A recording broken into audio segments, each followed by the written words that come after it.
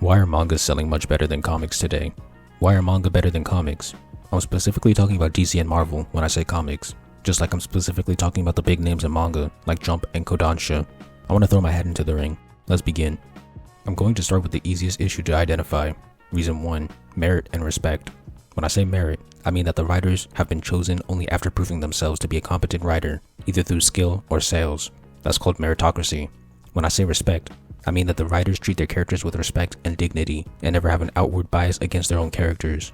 I need to make it clear that these examples are not a representation of comics as a whole. They are just the questionable examples that were popular enough to hit my radar, either when they happened or through doing research. Let me give you some examples. Now, I'm not that heavy into the comic scene, so I had to do a little research and rely on videos made by others rather than reading the comics myself, but I feel like that will be enough for my argument. My first example is The Amazing Spider-Man, written by Zeb Wells. Spider-Man is one of the most popular superheroes, probably top 3. Based on a video by Prashant Singh, I learned that Spider-Man is being disrespected in this recent storyline by being a loser, breaking up with MJ, his most popular love interest, letting MJ get married to some random guy named Paul, and MJ having his kids, and having Spider-Man lose a lot. This is what I call disrespecting a character. Why would any writer be allowed to do this to an immensely popular flagship character? You would think that Wells hates Peter. Unfortunately, I can't question this man's credibility because he's written a lot of comics for Marvel, and I haven't read them or heard of them, so I don't know how good they are. Additionally, my research says that the book sold well, but some have argued that Spider-Man will always sell well. I don't know enough to make a judgment on merit. However, Zeb Wells fails the respect test. Now it's DC's turn.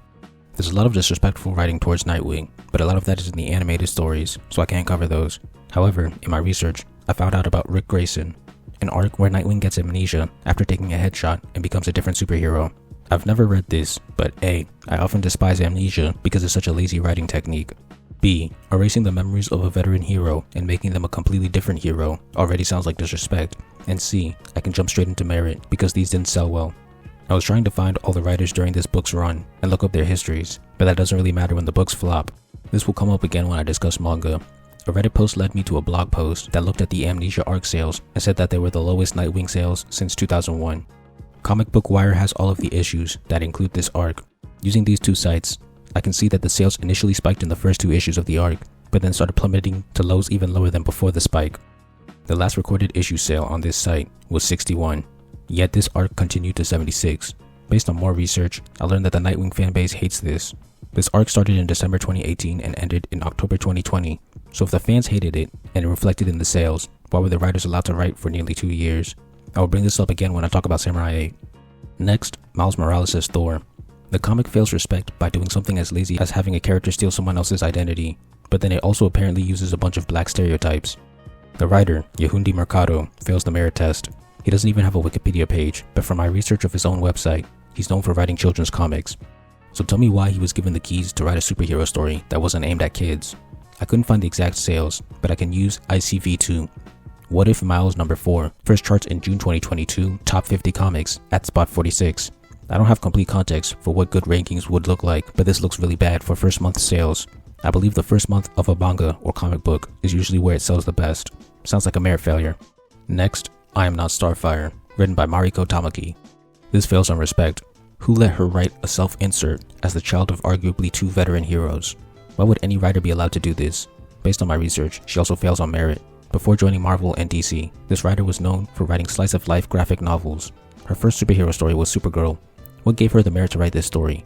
She went from slice-of-life writer to superhero action writer. She wrote a couple more stories before getting to Starfire, but I can't find the exact sales. This book was released July 27th, using ICV2 again. It placed in 17th place in the top 20 graphic novels of August 2021, based on 3,000 stores. This list included some manga like Demon Slayer, JoJo, and JJK. But then, in the same month, there were the top 20 adult graphic novels, based on MPD Bookscan. Starfire was nowhere to be found, and manga dominated the chart. And then from ICV2 again, if you look at the top 20 superheroes graphic novels, I Am Starfire isn't even there. No manga, just superheroes. It sounds like in the first list, the sample size inflated the sense of success for the novel. Again, I don't have enough info for a full picture, but it sounds like it didn't sell well. Sounds like another merit failure to me. Next, Ta-Nehisi Coates as a writer in general. I was introduced to him when he made Red Skull embody Jordan Peterson. Why would a person who was so immature that they change a villain to be similar to a person they dislike IRL be allowed to write for a flagship character? That's undisciplined behavior. But let's actually go back. How did Coates enter the comic industry? Well, Wikipedia tells us that he wrote a book that was a memoir, then he wrote a non-fiction book, then he wrote for Black Panther. Am I missing something, or did this man never prove himself? Not only did he not write action stories, but he didn't even write fiction. How did he get Black Panther and then Captain America? This was Captain America Volume 9, number 28, which was the Peterson Red Skull issue. It came out March 2021. It isn't even on the March Top 20 Comics list, or the April Top 50 Comics list, or the May Top 50 Comics list, or the June Top 50 Comics list. I'm pretty sure that means it didn't sell well. Merit failed again. Finally, for a speed run, I'll point you to Screen Rant articles like Marvel's most controversial comic moments in 2021, 10 most controversial Marvel comic retcons, and the most controversial DC moments of 2022.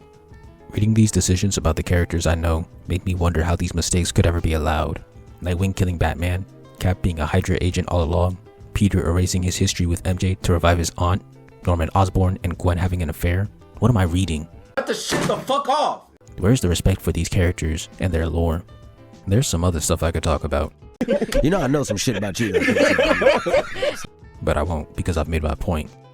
You might be thinking, these are cherry-picked examples, and you'd be right. These were all examples of popular controversial decisions in the comic space.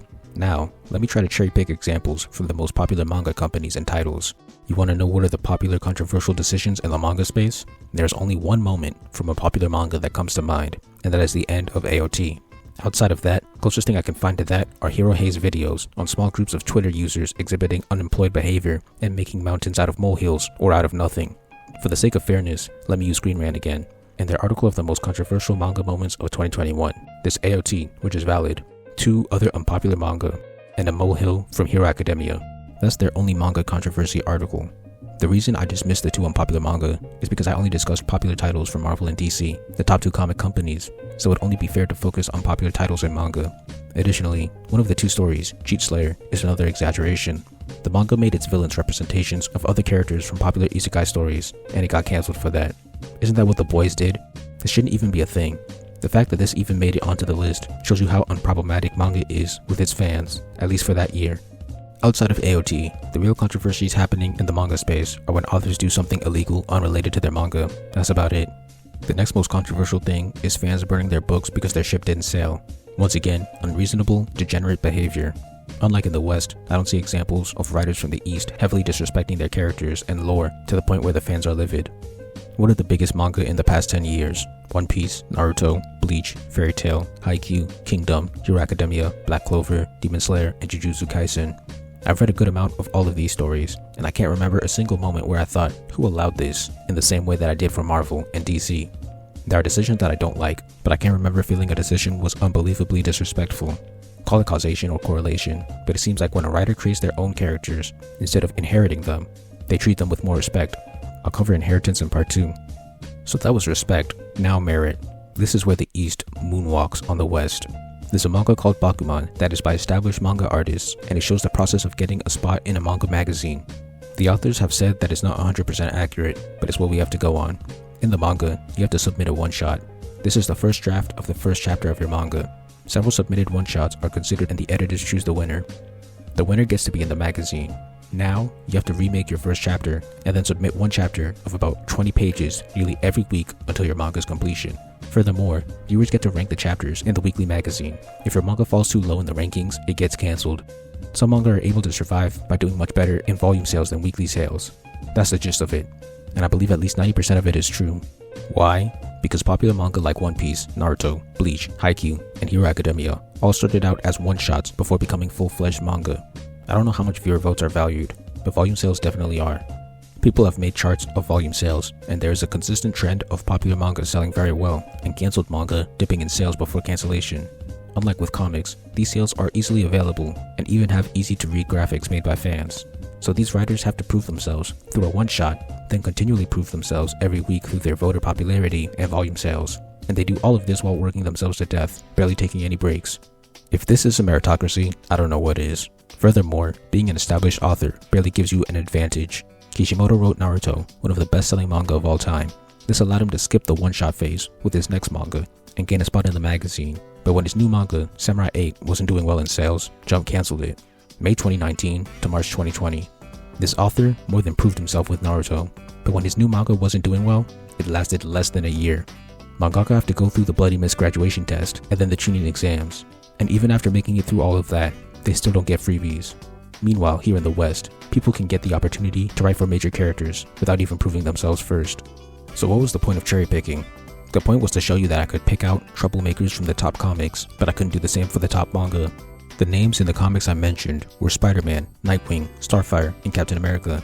These are some of the most recognizable and popular characters that this nonsense is happening to. Manga not only doesn't have these same issues at the top level, it might not even have them at all. I say might because I'm only aware of the most popular manga. I don't know every manga in existence, and I can't say that there's never been a time where merit or respect wasn't upheld, but from my knowledge, the manga I've consumed and heard about have never had these issues. In conclusion, the first reason I believe the East is watching the West in quality and sales is because their characters and stories are treated with more respect, and their writers have more merit when they are hired. There are two more reasons for the next part: inheritance and continuity. These reasons actually apply to comics as a whole.